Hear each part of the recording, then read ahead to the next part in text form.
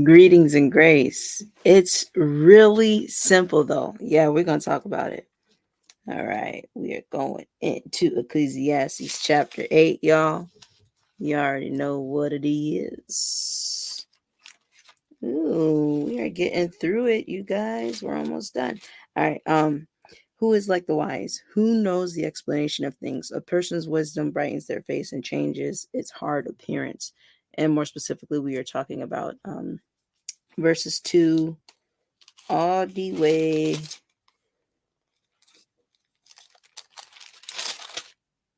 to verse 17. Obey the king. Obey the king's command, I say, because he took an oath before God. Do not be in a hurry to leave the king's presence. Do not stand up for a bad cause, for he will do whatever he pleases. Since the king's word is supreme, who could say to him, "What are you doing?" Whoever obeys his command will come to no harm. And the wise heart will know the proper time and procedure, for there is a proper time and procedure for every matter. Though a person may be weighed down by misery, since no one knows the future, who can tell someone else what is to come? As no one has power over the wind to contain it, so no one has power over the time of their death. As no one is discharged in the time of war, so wickedness will not release those who practice it. All this I saw as I applied my mind to everything done under the sun. There is a time when a man lords it over others to his own hurt. Then too I saw the wicked buried, those who used to come and go from the holy place and receive praise in the city where they did this. This too is meaningless. When the sentence for a crime is not quickly carried out, people's hearts are filled with schemes to do wrong. Although a wicked person who commits 100 crimes may live a long time, I know that it will go better with those who fear God, who are reverent before him. Yet because the wicked do not fear God, it will not go well with them, and their days will not lengthen like a shadow. There is something else meaningless that occurs on earth.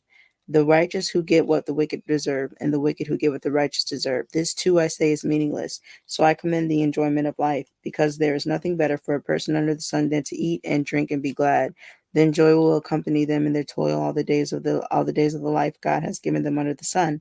When I applied my mind to know what wisdom, oh, excuse me, when I applied my mind to know wisdom, excuse me, y'all. I forgot to move it down, pardon.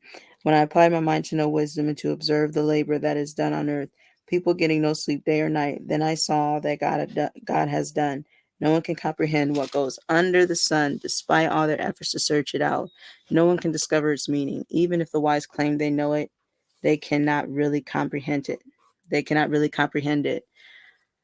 Whew, that one last line, that's so real because a lot of times people will think that they know everything when actually it's better to be on the opposite side of that, to be a student, to be teachable, to be humble enough to be like, I don't know everything.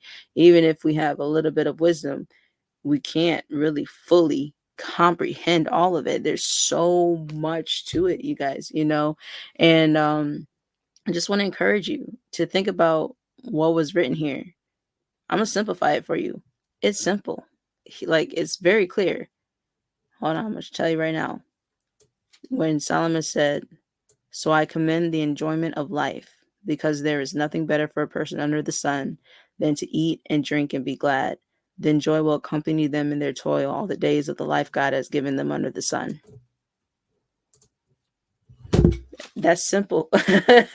It comes down to, do you feel fulfilled? Do you feel fulfilled? That is a tongue twister. See if you can say that. Do you feel fulfilled? Do you feel fulfilled? See if you can say that like 5 times fast or whatever times fast. Fulfillment, happiness, joy, peace. If that isn't there, then maybe that's not the thing to be done. Maybe that's not a thing to really add into your life. And when you start to think about it like that, it gets really simple. When you really start to measure those things and you start to count the costs and you start to think about the long term and the longevity of what it is you're here to do with whatever your purpose is and your plan, it's simplifying it. Is it going to make you happy? You know what I'm saying? Are you going to enjoy what it is that you eat? Are you going to feel fulfilled? Honestly, that right there, when you start to think about that, you really start to think about ultimately what matters.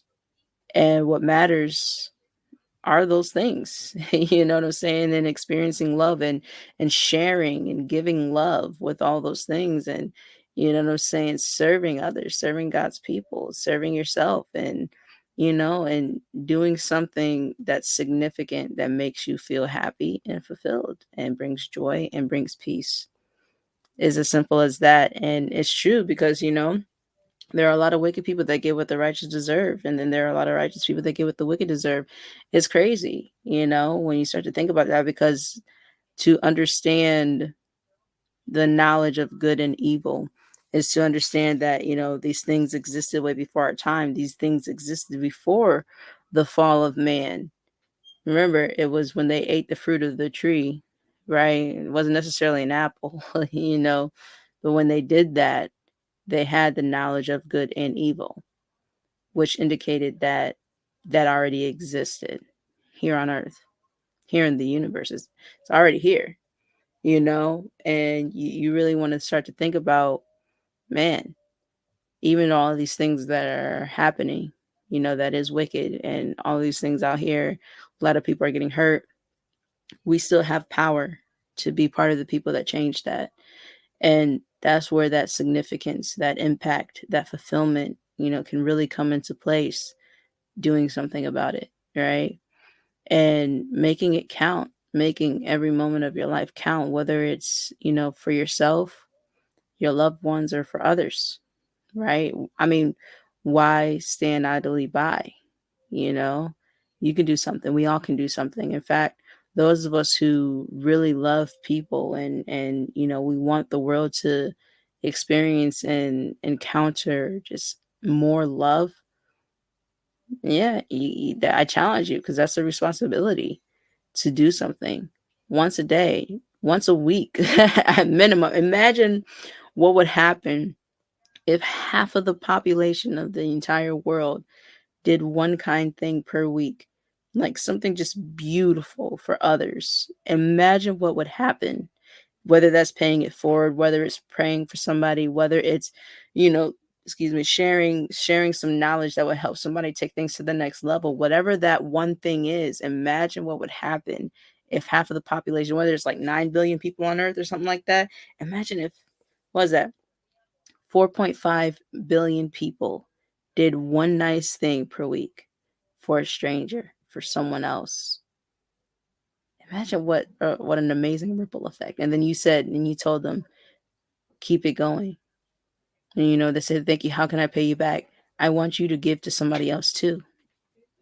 And the only thing that you want to return is for them to do something for somebody else.